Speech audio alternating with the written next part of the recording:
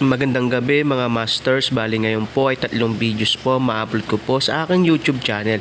Tama nga mga masters, 3 videos nga po ma-upload ko po. Yon, what's up mga masters? Nandito na naman tayo sa panibagong araw, panibagong kabanata na naman ang pagsasama-samahan natin ngayon guys.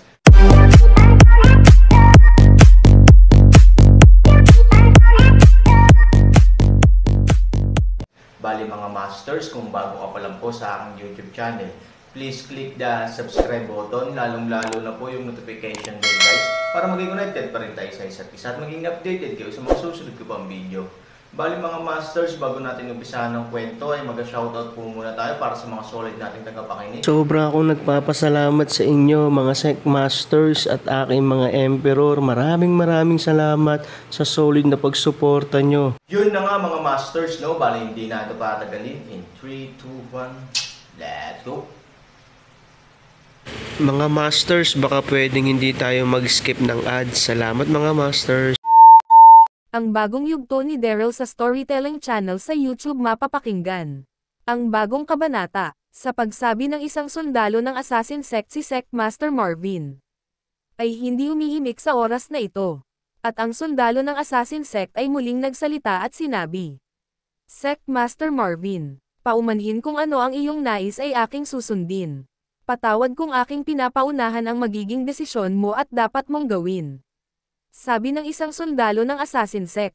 Nang marinig ito ni Sect Master Marvin, ito ay nagsalita at sinabi, "Mukhang tama ka, kung ang sinasabi mo halimaw na nakasakit sa aking kapatid ay isang halimaw.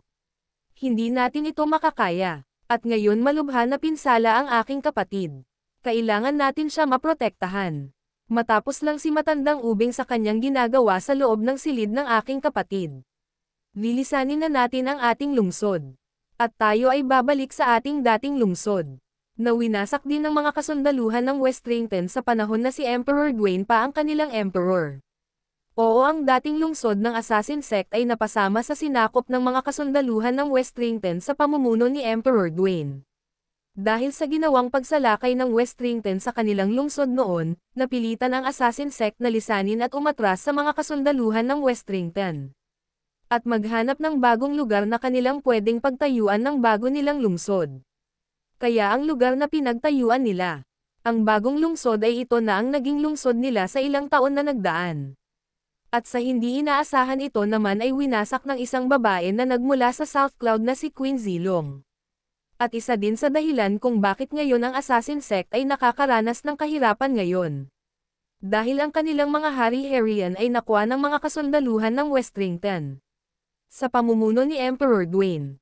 Kaya hanggang ngayon, hindi pa rin nakakabawi ang assassin sect sa kanilang pamumuhay. Dahil hirap silang kumilos o makipagpalitan ng kalakal sa iba't ibang lugar sa mundo ng mga tao. Dahil din sa takot sa Westrington sa pamumuno ni Emperor Dwayne, naging matigas kasi ang assassin sect na maging isa sila sa Westrington. Nais ni Emperor Dwayne noon na ang assassin sect ay gawin ang mga ito na kanyang mga kasundaluhan. Tulad ng ginawa niya sa ibang mga sekta na ginawa niyang mga kasundaluhan. Kaya ang Westrington noon sa pamumuno ni Emperor Dwayne ay naging mas malakas at dumami ang kanyang mga kasundaluhan na bumibilang sa daan-daang libong kasundaluhan. Dahil din sa mga sekta na kanyang sinakop, ngunit ang assassin sect mas pinili na lumaban at lumayo sa dati nilang lungsod para maiwasan ang pagiging mabangis ng Westrington sa pamumuno ni Emperor Dwayne. At si Sect Master Marvin ay muling nagsalita at sinabi, "Mas maigi na doon tayo ulit magtayo ng maliit na lungsod at mamuhay. Akala ko ay tapos na ang ating karbaryo nang si Emperor Daryl ang maging bagong emperor ng Westrington. At tayo ay bigyan niya ng pahintulot na magbenta ng ating mga kalakal sa mga lugar na nasasakupan niya. Ngunit ito na naman tayo. Nahaharap sa matinding karbaryo. Muli na naman tayong lilisan sa ating lungsod." Sabi ni Sect Master Marvin sa seryosong tono.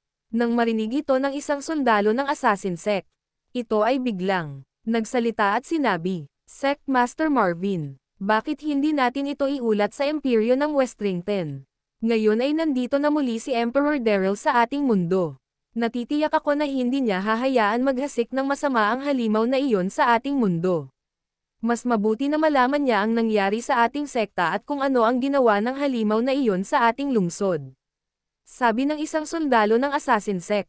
Nang marinig ito ni Sect Master Marvin, ito ay nag-isip saglit at maya-maya. Siya ay tumugon sa sinabi ng isang sundalo ng Assassin Sect, at si Sect Master Marvin ay nagsalita at sinabi, kung iaasa pa natin kay Emperor Daryl ang nangyari sa ating sekta, masyado na tayo magiging abala sa kanya. At ayoko naman na maisip ni Emperor Daryl na inaabuso natin ang pagiging kapanalig natin sa kanila. Tinulungan niya na tayo tungkol sa ating nais na magbenta ng ating mga kalakal sa kanyang mga nasasakupan. Siguro naman tayo naman ang maglutas ng nangyari sa ating lungsod at sa aking kapatid na babae. At ang mga ginto na binigay ni Emperor Daryl sa atin ay magagamit natin bilang panimula. At ang ibang mga kalakal natin ay hindi naman naapektuhan ng pagkawasak ng kalahati ng ating lungsod. Sabihan mo ang mga kasundaluhan natin na tayo ay aalis sa ating lungsod. At ang mga natitirang mga mamamayan natin ay inyong tipunin. Sa oras na matapos na si Matandang Ubing sa kanyang panggagamot sa aking kapatid, tayo ay aalis na, at ang mga kasundaluhan ay kailangan magbantay ng husto sa labas at loob ng ating lungsod. Kung tutungo ngayon sa ating lungsod ang mga tulisan na pinamumunuan ng halimaw na inyong nakalaban, ay magiging handa tayo sa pwede natin gawin. Kumilos ka na, gawin mo na ang lahat ng pinapagawa ko. Sabi ni Sect Master Marvin sa isang sundalo ng Assassin Sect.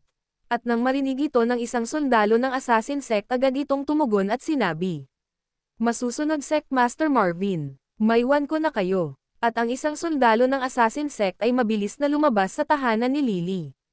At ito ay nagtungo sa mga kasundaluhan ng Assassin Sect upang sabihin ang mga mensahe ni Sect Master Marvin sa kanya. At sa pag-alis ng isang sundalo ng Assassin Sect, si Sect Master Marvin ay dahan-dahan binuksan ang pinto ng silid ni Lily. Sa pagpasok ni Sect Master Marvin, nakikita niya na napalitan na ng kasuotan si Lily ni Matandang Ubing at ito ay masigasig na ginagamot. At si Sect Master Marvin ay nagsalita at sinabi, Matandang Ubing, kamusta na ang kalagayan ng aking kapatid?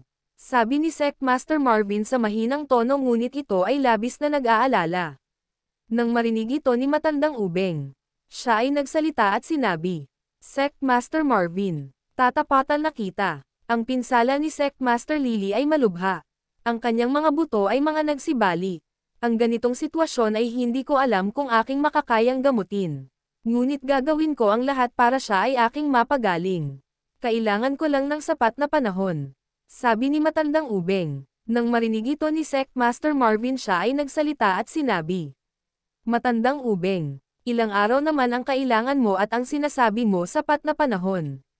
Kailan mo magagawa pagalingin ang aking kapatid? Sabi ni Sect Master Marvin. Nang marinig ito ni Matandang Los, siya ay nagsalita at sinabi, paumanhin Sect Master Marvin. Ngunit ito ay matatagalan bago makarecover sa pinsala na natamo ni Sect Master Lily. Aabutin ito ng ilang buwan. Ngunit kung ang gagamot sa kanyang ay may sapat na kakayahan at lakas, ito ay mas mapapadali. Masyado na akong matanda. At ang aking kaalaman sa paggagamot ay masyado nang makaluma. Ngayon pa lang ay humihingi na ako ng paumanhin sa iyo Sect Master Marvin. Alam ko na gusto mo na agad gumaling ang iyong kapatid. Ngunit hindi ko ito magagawa dahil sa malubha naging pinsala ng katawan at mga buto ni Sect Master Lily. Sabi ni Matandang Ubing. Nang marinig ito ni Sect Master Marvin, siya ay huminga ng malalim at sinabi, huwag mo na isipin pa Matandang Ubing. Hindi mo kailangan humingi ng paumanhin sa akin. Ako ang dapat humihingi ng paumanhin sa iyo. Tama ka matanda ka na para maggamot pa. At labis akong nagpapasalamat dahil kahit papano ligtas na ang aking kapatid nang dahil sa iyo.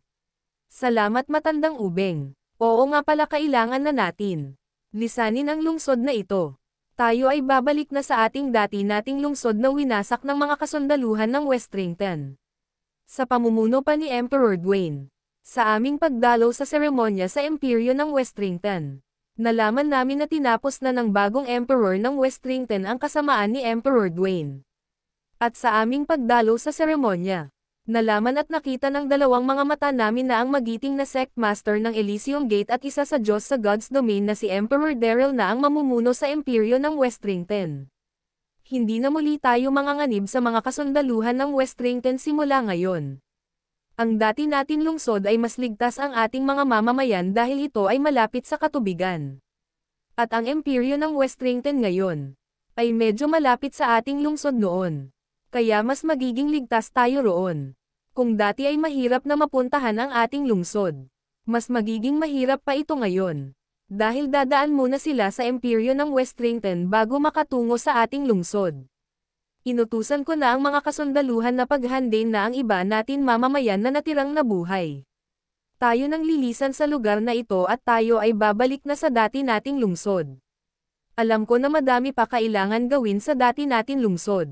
Ngunit kung magtutulungan ang ating mga mamamayan at ang ating mga kasundaluhan, ay matatapos din natin sa madaling panahon ang pag-ayos sa dati natin lungsod na winasak ng mga kasundaluhan ng Westrington noon. Sabi ni Sec Master Marvin ng Assassin Sec. Yun na nga mga masters, no? Bali panibagong kabanata na naman yung natapos natin ngayong gabi. Muli, maraming salamat po talaga sa walang sawang suporta po sa aking YouTube channel na talagang inaabangan nyo po ang bawat upload ko po. Bali mga masters, magkita-kita ulit po tayo bukas ng gabi at ngayon po ay magpapaalam po muna tayo. Bali mga masters, bye-bye!